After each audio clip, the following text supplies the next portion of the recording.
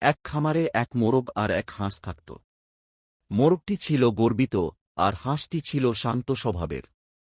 আমি প্রত্যেক সকালেই সবাইকে ডেকে তুলি। খামারে আমার মতো উপকারী আর কেউ নেই। তুমি খুব ভালো করো। আমি যা পারি তাই করি। একদিন হঠাৎ করে আকাশ কালো হয়ে গেল আর ভারী বৃষ্টি নামল। ওহো না! আমার পালক সব ভিজে গেছে। এখন আমি হাঁটতেও পারছি না। চিন্তা করো না বন্ধু, আমি সাহায্য করব। হাঁসটি পানির মধ্যে সাঁতরে খাবার এনে দিল আর নিজের বাসায় আশ্রয় দিল মোরগকে। তোমাকে অনেক ধন্যবাদ হাঁস।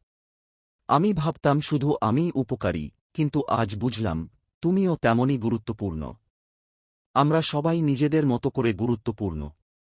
প্রত্যেকের আলাদা গুণ থাকে। সবাইকে সম্মান করা উচিত। যেটা তুমি পারো না সেটা অন্য কেউ পারে। সবাই কোনো না কোনোভাবে গুরুত্বপূর্ণ।